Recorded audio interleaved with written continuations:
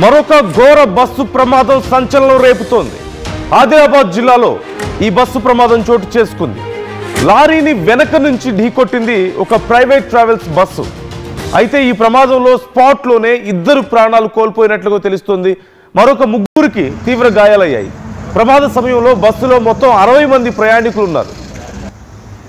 నేరడిగొండ మండలం Boath cross road వద్ద ఈ ప్రమాదం చోటు చేసుకున్నట్లుగా తెలుస్తుంది. హైదరాబాద్ నుంచి గోరఖ్పూర్ వెళ్తున్నటువంటి ట్రావెల్స్ బస్సు లారీని ఢీకొట్టినట్లుగా తెలుస్తుంది. ఈ లారీని ఓవర్టేక్ చేయబోయిన సమయంలో ఒక్కసారిగా వెనక ఆ లారీని ఢీకొట్టింది. ఆ ఢీకొట్టిన సమయంలో 60 మంది ప్రయాణికుల బస్సులో ఉన్నారు. ఆ సమయంలో అక్కడికక్కడే 2 ప్రాణాలు కోల్పోతే మరొక 3కి తీవ్ర గాయాలైనట్లుగా తెలుస్తుంది. మరికొంతమందికి స్వల్ప గాయాలయ్యాయి. నేను మీకు స్క్రీన్లో చూపిస్తున్నాను, ఇప్పటికే చూస్తున్నారు. చాలా అతివేగంతో ఈ ఓవర్టేక్ చేస్తున్న సమయంలో ప్రమాదం జరిగినట్లుగా తెలుస్తుంది. వరుసగా జరుగుతున్నటువంటి ఈ ప్రైవేట్ ట్రావెల్స్ బస్సు ప్రమాదాలు ఇప్పుడు అలర్ట్ ఇస్తున్నాయి మనందరికీ. ఎందుకు ఈ వరుసగా ప్రమాదాలు జరుగుతున్నాయి, అందులోనూ ప్రైవేట్ ట్రావెల్స్లోనే ఎందుకు జరుగుతున్నాయి? ఇప్పటికే ఎన్హెచ్ఆర్సీ సైతం దీనికి సంబంధించి స్పందించినట్లుగా తెలుస్తోంది. స్లీపర్ బస్సుల విషయంలో జాగ్రత్తలు తీసుకోండి అంటూ అధికారులకు హెచ్చరికలు జారీ చేసింది. మనందరం చూసాం. మొదట్లో ఈ బస్సు ప్రమాదాలు జరిగిన సమయంలో చేళ్ల ఘటన కానీ ఈ ఘటనలు కొన్ని చూసాం. కావేరీ ట్రావెల్స్ బస్సుకు సంబంధించి కానీ ఈ బస్సు ప్రమాదాలు జరిగిన సమయంలో అధికారులు చాలా హడావుడి చేశారు. ట్రావెల్స్ యజమానులు కూడా కొంత హడావుడి చేశారు. ట్రావెల్స్లోకి వెళ్ళిన తర్వాత ఏం జాగ్రత్తలు తీసుకోవాలో చెప్పారు అక్కడ ఉన్నటువంటి మేనేజ్మెంట్. అలాగే అధికారులు కూడా ఎక్కడికక్కడ చెక్కింగ్స్ చేశారు, బాగానే ఉంది. ఆ తర్వాత అవే చెక్కింగ్స్ ఉన్నాయా? ఇది కేవలం అధికారుల తప్పుగానే మనం చూడలేము. At the same time roads విషయంలో కూడా చాలా ప్రాంతాల్లో రోడ్లు సరిగా లేకపోవడమో, లేకపోతే ప్రైవేట్ ట్రావెల్స్ నడుపుతున్నటువంటి డ్రైవర్స్ నిర్లక్ష్యంగా వ్యవహరించడం, అతి వేగంగా వెళ్ళి మార్నింగ్ స్టార్ ట్రావెల్స్ బస్సు మనం చూసాం గుంటూరు దగ్గర అతి వేగంగా వెళ్ళి రోడ్డు పక్కన ఉన్నటువంటి ఆ పైప్ లైన్ ఢీకొట్టినటువంటి పరిస్థితి మనం చూసాం. 1, 2 ఎన్నో ఘటనలు ఇలాంటివి జరుగుతూనే ఉన్నాయి. హ్యూమన్ రైట్స్ అధికారులు సైతం దీనికి సంబంధించి స్పందించారు. ఇప్పటికే వెంటనే ఈ విషయంలో ఎందుకు చర్యలు తీసుకోవడం లేదంటూ ప్రభుత్వాలను ప్రశ్నిస్తున్నటువంటి పరిస్థితి. అసలు స్లీపర్ బస్సుల్ని చాలా దేశాల్లో బ్యాన్ చేశారు, చైనాలో కానీ ఇతర కొన్ని దేశాల్లో. మన దగ్గర స్లీపర్ బస్సులు ఉన్నాయి, కానీ మోడిఫైడ్ స్లీపర్ బస్సెస్ల వల్ల ఎన్నో ప్రమాదాలు జరుగుతున్నాయి. అవన్నీ ఒక ఎత్తు అయితే, ప్రైవేట్ ట్రావెల్స్ బస్సుల్లో ఉండేటువంటి స్టాఫ్ సరైన నిబంధనలు పాటించకపోవడం, లేదంటే ఓవర్ డ్యూటీస్ చేయడం వల్ల కానీ, నిర్లక్ష్యంగా చేయడం వల్ల కానీ, ఎక్కువ మందిని పరిమితికి మించి ఎక్కువ మందిని ఎక్కించుకోవడం వల్ల ఇలా చాలా రకాల వల్ల ఇలాంటి ప్రమాదాలు జరుగుతున్నాయి. వన్స్ అగైన్ మరొక బస్సు ప్రమాదాన్ని మనం చూస్తున్నాం. ఇప్పుడు 2 ప్రాణాలు కోల్పోయారు. 2 కుటుంబాలు రోడ్డును పడ్డట్లే కదా. 3కి తీవ్ర గాయాలయ్యాయి. వాళ్ళ పరిస్థితి చాలా సీరియస్గా ఉన్నట్లుగా తెలుస్తోంది. And I'm trying to show you ఆ విజువల్స్. నేను ఒకసారి మీకు ఇక్కడ స్క్రీన్లో చూపిస్తున్నాను, మీరు చూడొచ్చు. ఆ బస్సు ప్రమాదం జరిగిన సమయంలో ఎలా ఉంది అనేది కండిషన్. వెనక వైపు ఢీకొట్టడాన్ని ఇక్కడ మీరు క్లియర్గా చూస్తున్నారు. అండ్ మీరు ఇక్కడ మొత్తం మీరు చూడొచ్చు, కొన్ని కిలోమీటర్ల కొద్దీ ట్రాఫిక్ జామ్ అయినట్లుగా కూడా తెలుస్తోంది. వెనక వైపు నుంచి ఢీకొట్టడం, ఆ ముందు భాగం అంతా నుజ్జు అయిపోవడాన్ని మీరు చూస్తున్నారు. డ్రైవర్ వైపు కాకుండా ఇటువైపు లెఫ్ట్ సైడ్ వైపు ఈ బస్సు ఢీకొట్టడాన్ని మీరు చూస్తున్నారు. 2 ప్రాణాలు కోల్పోయారు, 3కి తీవ్ర గాయాలయ్యాయి. Who is responsible for their families now? ఎవరు ఇప్పుడు సమాధానం చెప్తారు? ఎందుకని మళ్ళీ ఇలాంటి ప్రమాదాలు జరుగుతూనే ఉన్నాయి? ఇదిగో మీరు చూస్తున్నారు, బస్సు ప్రమాదం జరిగిన తర్వాత ఆ బస్సుని హైవే మీద జరగడంతో వెంటనే పక్కకు తీయడానికి ప్రయత్నించారు. ఉదయానికి కిలోమీటర్ల కొద్ది ట్రాఫిక్ జామ్ అయినట్లుగా తెలుస్తోంది. హైవే మీద జరగడం, రోడ్డుకు అడ్డంగా ఉండిపోయిన నేపథ్యంలో ఆ బస్సు లారీ కొన్ని కిలోమీటర్ల కొద్దీ ఈ ట్రాఫిక్ సమస్య. గంటల పాటు అక్కడే వెయిట్ చేయడం జరిగింది. వాళ్ళందరూ కూడా ఏం జరిగిందో తెలియదు వెనుకున్న వాళ్ళకి.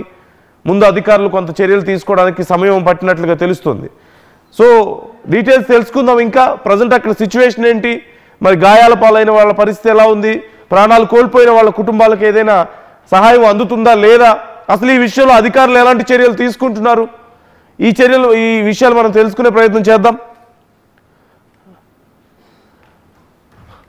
రైట్, మా ప్రతినిధి పవన్ మనతో జాయిన్ అవుతున్నారు. పవన్ అడిగి మరింత సమాచారం తెలుసుకుందాం. పవన్, ప్రజెంట్ అక్కడ కండిషన్ ఏంటి, ఈ ప్రమాదానికి సంబంధించి అధికారులు ఏమంటున్నారు, అసలు ఏం చర్యలు తీసుకుంటున్నారు? ఇద్దరు ప్రాణాలు కోల్పోయినట్లుగా తెలుస్తోంది. రైట్ నందు, ఏదైతే వరుస బస్సు ప్రమాదాలను ప్రయాణికుల్ని భయపెడతా ఉన్నాయి, బస్సు ఎక్కాలంటేనే ప్రాణాలు కోల్పోయే స్టేజికి తీసుకొచ్చారు ఈ బస్సు యాజమాన్యం, ప్రైవేట్ బస్సు యాజమాన్యం. అయితే ఆదిలాబాద్ జిల్లాలో ఘోర బస్సు ప్రమాదాన్ని ప్రతి ఒక్కరు కూడా స్థానికులు అయితే భయపడతా ఉన్నారు. లారీని వెనక నుంచి ఢీకొట్టింది ప్రైవేట్ ట్రావెల్స్ బస్సు. ఎన్నిసార్లు హెచ్చరించిన ఈ ప్రైవేట్ ట్రావెల్స్ బస్సుకి ఫిట్నెస్ సరిగ్గా ఉండవు, దానికి తనిఖీలు చెయ్యరు అని ఎన్నిసార్లు మొరపెట్టుకున్నా యథేచ్ఛగా బస్సులు అయితే తిరుగుతా ఉన్నాయి. ఈ వరుస ప్రమాదాలకి ఈ ప్రైవేట్ ట్రావెల్స్ బస్సులు అయితే కారణంగా మారుతా ఉన్నాయి. స్పాట్ లోనే ఏదైతే బస్సు ప్రమాదం స్పాట్ లోనే ఇద్దరు అయితే మృతి చెందడం జరిగింది. మరో ముగ్గురికి అయితే తీవ్ర గాయాలు కాగా వారిని వెంటనే స్థానికంగా ఉన్న ఆసుపత్రికి తరలించి వైద్య చికిత్సలు అందిస్తా ఉన్నారు. ప్రమాద సమయంలో బస్సులో సుమారుగా 60 మందికి పైగా ప్రయాణికులు ఉన్నట్టుగా తెలిసింది.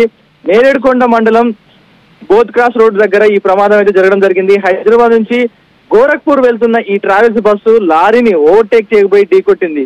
ఏదైతే ప్రైవేట్ ఆర్టీసీ బస్సులు ఏవైతే ఉంటాయో వాటికి ఒక స్పీడ్ లిమిట్ అంటూ ఉంటుంది, వాటికి 80 km/h అనే ఒక స్పీడ్ నిబంధన ఉల్లంఘించకుండా దానికి ఒక లాక్ పెడతా ఉంటారు.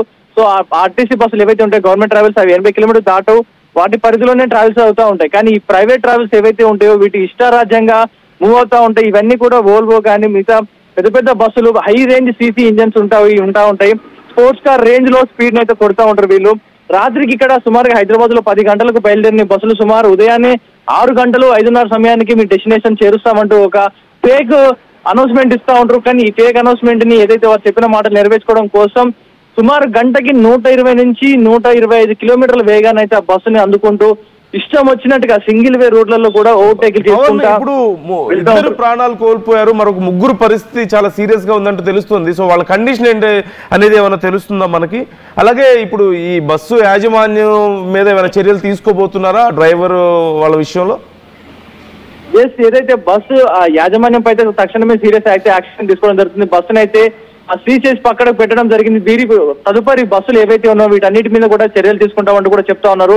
ఎవరైతే హాస్పిటల్లో చికిత్స పొందుతా ఉన్నారో వారి పరిస్థితి కొంచెం ప్రస్తుతానికి నార్మల్ గా ఉన్నట్టుగా తెలుస్తా ఉంది. ఆ ముగ్గురు అయితే చికిత్స పొందుతా ఉన్నారు, కొంచెం గాయాలైనట్టుగా కనపడుతుంది. కానీ ఇద్దరు మాత్రం స్పాట్ లోనే ఉన్న ఫలంగానే చనిపోవడం జరిగింది. మిగతా వారికి తలకు గాయాలు, చేతులకు మొఖాలకు దెబ్బలు తగలడం జరిగింది. అండ్ బస్సు ప్రమాదంలో చాలా మందికి కూడా పైకి కనపడిన గాయాలు అయితే అవడం జరిగింది. లోపల మోచేయి కానీ మొఖాలకి లోపల తలభాగంలో గట్టిగా గుద్దుకోవడం లాంటి ఇన్సైడర్ దెబ్బలు అయితే గాయాలు పాలవడం జరిగింది. వీరిని అయితే అక్కడ స్థానికంగా ఉన్న గవర్నమెంట్ హాస్పిటల్ అయితే వారికి చికిత్స అందిస్తా ఉన్నారు. కానీ ఈ యాజమాన్యంపై, ప్రైవేట్ ట్రావెల్స్ యాజమాన్యంపై ఉక్కుపాదం మోపుతామంటూ కూడా చెప్తా ఉన్నారు. ఈ బస్సును అయితే ప్రస్తుతానికి దాన్ని పక్కకు తీసి సీజ్ చేయడం జరిగింది. బస్సు యజమాని అదుపులోకి తీసుకునే ప్రయత్నంలో ప్రస్తుతం పోలీసులు ఉన్నట్టుగా తెలుస్తా ఉంది. Nandu right, thank you Pavan, thanks for the details. ఒక్కసారి నేను మీకు అక్కడ ఉన్న సిచ్యువేషన్ చూపిస్తున్నాను, ఎంత భయానకంగా ఉంది అనేది మీరు ఒక్కసారి చూడొచ్చు. ఆ ప్రమాదం జరిగిన సమయంలో అక్కడ పరిస్థితి ఏంటనేది ఇక్కడ నేను మీకు స్క్రీన్ మీద ఒకసారి చూపిస్తాను, ఎంత భయానకంగా ఉందనేది. పీసీఆర్ ఒక్కసారి నాకు ఆ విజువల్ ఇవ్వండి. యా, సో ఇక్కడ మీరు చూస్తున్నారు, మరొక ఫోటో ఉంటుంది చూడండి ఒకసారి. యా, అక్కడ ఆ ప్రమాదం జరిగిన సమయంలో ఆ బస్సులో 60 మంది ఉన్నట్లుగా తెలుస్తోంది. ఒకవేళ ఇంకొంచెం ప్రమాదం జరుగుంటే, ఇంకొద్దిగా పెద్ద ప్రమాదం జరిగితే ఎంత పెద్ద నష్టం జరిగి ఉండేది.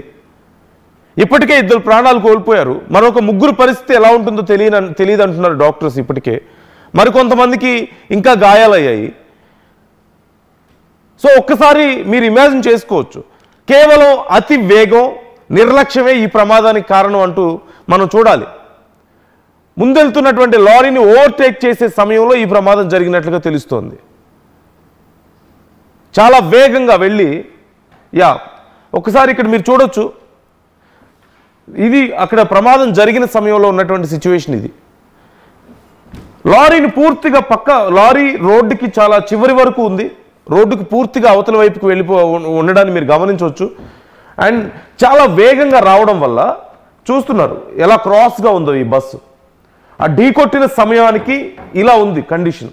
అంటే లారీ రోడ్డు పక్కకి జరిగినప్పటికీ కూడా చాలా వేగంగా ఈ లారీని ఓవర్టేక్ చేస్తున్న సమయంలో కంట్రోల్ తప్పి వెళ్ళి లారీ మీదకి దూసుకెళ్ళింది. ఈ లారీ కొంత భాగం ఈ బస్సు లోపలికి నెట్టుకు చొచ్చుకుపోవడాన్ని మీరు చూడొచ్చు. ఇక్కడ ఉన్న వాళ్ళ పరిస్థితి ఏమై ఉండొచ్చు? నుజ్జు అయిపోయి ఉంటారు కదా ఇక్కడ ఉన్నవాళ్ళు. ఎలాంటి చిత్రవాదం అనుభవించుంటారో ఒకసారి మీరు చూడొచ్చు.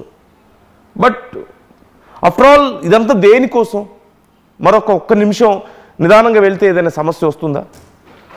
ఇప్పుడు ఆ 2 కుటుంబాలు రోడ్డును పడ్డాయి, మరొక 3 ఎలా ఉంటారో తెలియని పరిస్థితి కనిపిస్తుంది. ఇంకా చాలామంది గాయాలయ్యాయి. ఎందుకని ప్రైవేట్ ట్రావెల్స్ బస్సుల్లో మళ్ళీ ఎంత జరుగుతుంది? సమస్య ఎక్కడొస్తుంది?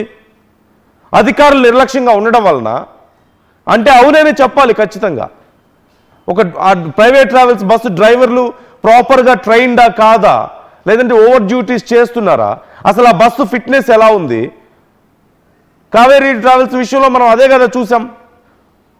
బస్సుని మోడిఫై చేసి మరి సీటర్ బస్సుని స్లీపర్గా మోడిఫై చేశారు. And it's not a new thing, సహజంగా జరుగుతూ ఉంటాయి. కానీ నిబంధనలకు అనుగుణంగా చేశారా లేదా, ఏవైనా రూల్స్ క్రాస్ చేశారా, ఇవన్నీ చెక్ చేసుకున్నారా అంటే ఎవరి దగ్గర సమాధానం లేదు. అసలు ఇక్కడ జరిగిందా అదంతా మోడిఫికేషన్? ఎక్కడో వేరే రాష్ట్రాల్లో మోడిఫికేషన్ చేసి అక్కడే లైసెన్సులు తీసుకొని ఇక్కడ తిప్పుతున్నారు, ఇక్కడ ప్రజల ప్రాణాలు తీస్తున్నారు. దేనికోసం? డబ్బులు మిగిల్చుకోవడానికి. సో ఈ విషయంలో ప్రజలు జాగ్రత్తగా ఉండండి. ఫస్ట్ మీరు జాగ్రత్తగా ఉండండి. బస్ ఎక్కిన తర్వాత ట్రై టు ఆస్క్ దెమ్, ఏదన్నా సిచ్యువేషన్ వస్తే ఏం చేయాలి, ఉన్నాయా లేదా, ఇక్కడ మాకు ఒక హ్యామర్ ఉందా, ఏదైనా అవసరమైతే బద్దలు కొట్టడానికి, లేదంటే అక్కడ ఉన్నటువంటి ఏదైనా సమస్య ఉందా వెంటనే కంప్లైంట్ చేయండి. బాగా ఇరుగ్గా ఉంటాయి కొన్ని మోడిఫైడ్ బస్సులు, చాలా ఇరుగ్గా ఉంటాయి. అలాంటప్పుడు ఎందుకు ఇలా ఉందనేది అడగండి, అధికారులకు కాల్ చేయండి. ఒకవేళ డ్రైవర్ ఏదైనా నిద్రమత్తులో ఉన్నట్లు అనిపించినా, డ్రింక్ చేసినట్లు అనిపించినా, ఏదైనా ర్యాష్గా బిహేవ్ చేసినా మీతో, ట్రై టు కంప్లైంట్ ఇమ్మీడియట్లీ. అతిపెద్ద ప్రమాదం నుంచి మీతో పాటు చాలామంది ప్రాణాలను కాపాడిన వాళ్ళు అవుతారు. అప్పుడు కేవలం కొద్దిపాటి చిన్న నిర్లక్ష్యాలే ఇలా ఎంతోమంది ప్రాణాలు తీస్తున్నటువంటి పరిస్థితి కనిపిస్తుంది. సో ఒకసారి స్థానికులు ఏమంటున్నారు ఈ ప్రమాదానికి సంబంధించి చూద్దాం. मॉर्निंग में 5 बजे करीब हुआ, हम लोग सोए हुए थे, अचानक आवाज आया तो हम लोग उठे, झटका लगा हम लोगों को भी थोड़ा बहुत, और हैदराबाद से वाराणसी के लिए मैं जा रहा था। मॉर्निंग में 5 बजे करीब हुआ, हम लोग सोए हुए थे, अचानक आवाज आया तो हम लोग उठे, झटका लगा हम लोगों को भी थोड़ा बहुत, और हैदराबाद से वाराणसी के लिए मैं जा रहा था।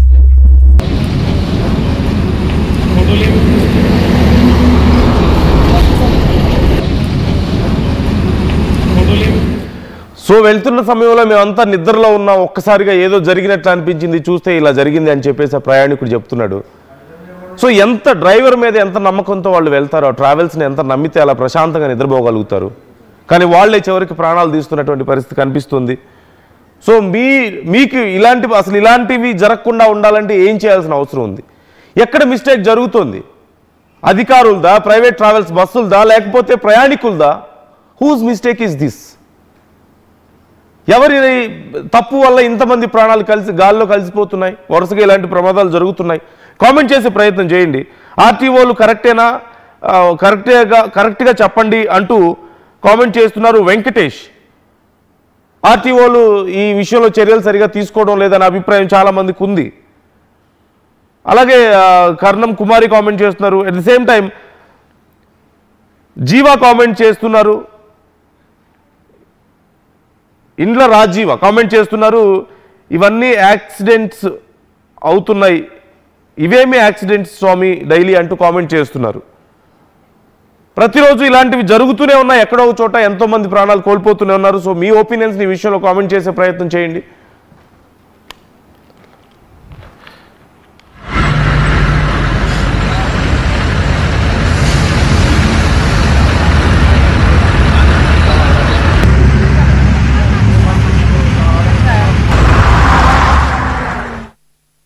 ఇల్లు కావాలంటే స్థలం కావాలి. స్థలం ఎలాంటి చోట కొనాలి? తక్కువ పెట్టుబడితో ఎక్కువ అభివృద్ధి అయ్యే ప్రాంతంలో కొనాలి. నూతన వెంచర్